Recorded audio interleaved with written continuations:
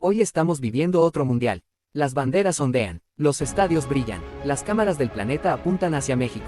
Todo bonito y emocionante, pero hay algo más. Y millones de personas lo celebran, lo que nos han vendido como una fiesta. Pero no quieren que sepas la verdad oculta, toda la maquinaria de engranajes que hay. Pero déjame hacerte una pregunta, que no te has hecho ni tú. Si esta fiesta es para todos, ¿por qué cada vez parece más difícil para la gente común formar parte de ella? ¿Por qué un boleto cuesta más que el salario mensual de muchas familias? ¿Por qué una habitación de hotel multiplica su precio de la noche a la mañana? Todo esto y más te lo voy a decir, cosas que muchos ignoran y pocos ven más allá, así que quédate. Ahora bien, porque detrás de los goles, las canciones y las ceremonias de apertura existe una historia que rara vez aparece en televisión. Una historia donde el verdadero partido no se juega en la cancha. Se juega en contratos, en derechos comerciales, en acuerdos firmados años antes de que ruede el balón. Bienvenidos a la era de los titanes, un canal donde exploramos las fuerzas de poder, dinero e influencia que moldean el mundo moderno y lo que se desconoce. Hoy vamos a hablar del negocio que se esconde detrás del mundial. Y de por qué algunos consideran que el evento deportivo más grande del planeta también es una de las máquinas de dinero más poderosas jamás creadas. Para entenderlo tenemos que viajar atrás en el tiempo. La historia comienza en 1904. Ese año nació la FIFA en París, Francia. Su objetivo era simple: organizar y regular el fútbol internacional. En aquel entonces nadie imaginaba que aquella organización terminaría convirtiéndose en una de las instituciones deportivas más poderosas del planeta. El primer mundial llegó en 1930. ¿Y por qué esa fecha? Antes de esa fecha el fútbol internacional no tenía un torneo mundial propio organizado por la FIFA. No se conocía como hoy en día. Había varias razones, y las cuales son: los Juegos Olímpicos ya cumplían ese papel. A principios del siglo XX, el torneo de fútbol de los Juegos Olímpicos era considerado la competencia internacional más importante. Uruguay ganó las medallas de oro en 1924 y 1928, demostrando que el fútbol podía atraer atención mundial. La FIFA quería un torneo propio. El presidente de la FIFA en ese momento, Jules Rimet, tenía una visión ambiciosa: crear una competencia mundial independiente de los Juegos Olímpicos. La FIFA quería controlar su propio torneo, sus reglas y su crecimiento, y obvio intereses económicos. Uruguay era el candidato perfecto, así que fue elegido como el primer lugar de sede para el mundial. Y fue elegido porque celebraba el centenario de su constitución en 1930. Había ganado los Juegos Olímpicos de 1924 y 1928. Se comprometió a pagar los gastos de viaje y hospedaje de los equipos participantes. A todo esto, participaron apenas 13 selecciones. No existían contratos multimillonarios, no existían patrocinadores globales, no existían derechos de televisión. El torneo era principalmente una competencia deportiva. Pero con el paso de las décadas algo cambió. La televisión llegó a millones de hogares. Las marcas descubrieron el potencial publicitario del fútbol. Y los gobiernos comprendieron que organizar un mundial podía convertirse en una herramienta de prestigio internacional. Lo que comenzó como un torneo deportivo empezó a transformarse en una industria. Una industria gigantesca. Para 1974 apareció uno de los primeros grandes patrocinadores globales, Coca-Cola. A partir de ese momento el mundial dejó de ser únicamente un espectáculo deportivo. Se convirtió en una plataforma comercial planetaria. Cada edición fue más grande, más costosa, más rentable, más poderosa. Los derechos de transmisión comenzaron a venderse por cientos de millones, después por miles de millones. Las marcas compitieron por aparecer en los estadios: Adidas, Puma. Los gobiernos invirtieron fortunas para convertirse en anfitriones. Y la FIFA pasó de ser una organización deportiva a administrar una economía temporal capaz de mover cantidades de dinero comparables a las de algunos países. Hoy el mundial ya no es simplemente fútbol. Es turismo, es publicidad, es construcción, es política, es geopolítica, es influencia, es dinero, mucho dinero. Al entender esto podemos ver a dónde estamos parados hoy en día. Tanto que para el ciclo 2023 a 2026 la propia FIFA proyectó ingresos cercanos a los 11.000 millones de dólares. Una cifra que supera el Producto Interno Bruto anual de varios países del mundo. Y esa es la razón por la que tantos gobiernos compiten por albergarlo. Porque detrás de cada gol existe una industria multimillonaria. Y detrás de cada industria multimillonaria existen intereses que rara vez aparecen en la ceremonia de inauguración. Y todo fue mucho antes de México. Mucho antes de 2026. Mucho antes de que aparecieran las luces, los patrocinadores y las ceremonias. Porque esto no comenzó aquí. Ocurrió en Sudáfrica, ocurrió en Brasil, ocurrió en Rusia, y ha ocurrido prácticamente en cada rincón del mundo donde el torneo ha puesto un pie. En todos ellos se repite un patrón. Los gobiernos prometen crecimiento, las corporaciones prometen inversión, Los organizadores prometen prosperidad, y los ciudadanos esperan beneficiarse de la llegada de millones de visitantes. Pero cuando el torneo termina, las preguntas siguen ahí. ¿Quién ganó realmente? Tomemos ejemplos de lo que está pasando a fecha que se publique este video.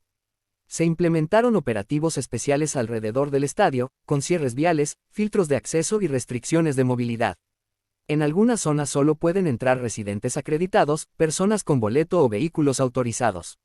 Vecinos cercanos al estadio han denunciado afectaciones por obras, tráfico, reordenamientos y desplazamiento de algunos vendedores durante los preparativos del Mundial. Comerciantes ambulantes han tenido que adaptarse a normativas especiales alrededor del estadio y las zonas oficiales. Existen críticas por el alto costo de las entradas, algunos boletos han alcanzado precios que muchos aficionados consideran inaccesibles. Unos 120 varos. Pues estoy en buena zona, cuarta fila, histórico ver un mundial. 5,000 pesos, 317. 2,000 creo, de Estados Unidos, de dólares. Y pues somos 3. También hay protestas sociales que aprovecharon la atención mundial para visibilizar demandas sobre salarios, desaparecidos y otros problemas nacionales en México. El mundial deja dinero, eso es un hecho. La pregunta es quién recibe la mayor parte de ese dinero. Porque mientras algunos sectores relacionados con turismo, hoteles y patrocinadores se benefician enormemente, muchos ciudadanos solo perciben tráfico, restricciones, precios más altos y cambios temporales en su vida cotidiana. Para millones de personas, el mundial es una celebración. Para otros, significa calles cerradas, operativos especiales, negocios afectados y boletos imposibles de pagar. Dos realidades distintas coexistiendo en la misma ciudad mientras las cámaras del mundo ignoran la verdad. Y aquí es donde aparece uno de los documentos más importantes y menos conocidos del torneo. El Host City Agreement, que es el Acuerdo de Ciudad Anfitriona. Un documento que establece las condiciones bajo las cuales una ciudad puede albergar partidos mundialistas.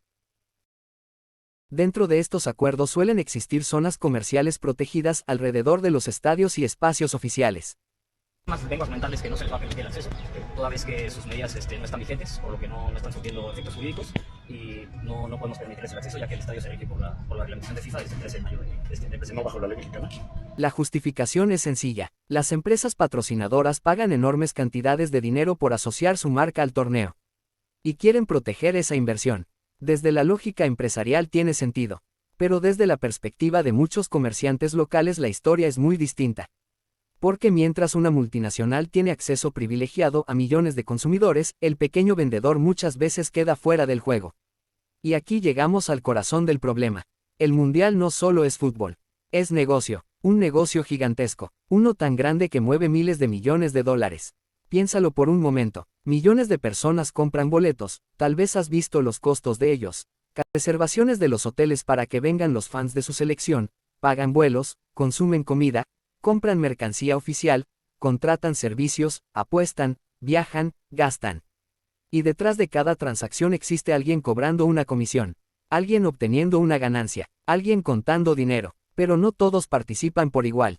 Mientras algunas familias hacen sacrificios enormes para asistir a un solo partido, grandes corporaciones negocian contratos valuados en cientos de millones. Mientras un aficionado ahorra durante años para vivir una experiencia única, organizaciones enteras construyen modelos de negocio alrededor de esa pasión. Y es entonces cuando surge la pregunta más incómoda de todas. Si el mundial genera tanta riqueza, ¿por qué gran parte de la población siente que esa riqueza nunca llega a sus manos? ¿Por qué los precios aumentan? ¿Por qué los beneficios parecen concentrarse arriba? ¿Por qué los costos se socializan mientras las ganancias se privatizan? Y eso te lo diré también, muchos no lo entienden y aquí lo tienes. La respuesta no es simple. Porque el mundial no es un villano. Tampoco es un héroe, es una maquinaria. Una enorme maquinaria donde gobiernos, corporaciones, patrocinadores, inversionistas, medios de comunicación y organizaciones deportivas persiguen intereses distintos. Algunos buscan prestigio, otros buscan ganancias, otros buscan poder, y algunos simplemente buscan sobrevivir dentro del sistema. Por eso el mundial es mucho más que un torneo. Es una ventana que nos permite observar cómo funciona el poder en el siglo XXI. Un mundo donde las marcas tienen influencia comparable a la de muchos gobiernos. Porque sí, vamos a estar viendo marcas en cada partido, en cada lugar que te imaginas lo vamos a ver, incluso hasta en la creación de contenido. Todo es un sistema de consumismo extremo, por eso se generan miles de millones de ganancias. Esto es solo la superficie. Si quieres ver lo que hay detrás del poder, finanzas, corporaciones, historia. Acompáñame en los próximos episodios, dale a suscribirte y dale like, para que te traiga temas que te hagan ver el mundo de diferente forma. Ahora bien, donde la atención humana se convirtió en un activo económico, y donde los eventos deportivos dejaron de ser únicamente deporte para transformarse en plataformas globales de negocio. La próxima vez que veas un estadio lleno, la próxima vez que escuches hablar de cifras multimillonarias, la próxima vez que observes una ciudad completamente transformada por un evento de apenas unas semanas, hazte una pregunta: cuando el último partido termine, cuando las cámaras se apaguen, cuando los turistas regresen a casa, cuando las luces del espectáculo desaparezcan, ¿quién se llevará realmente la victoria? ¿Una selección, un país, o los verdaderos titanes detrás de este juego capitalista?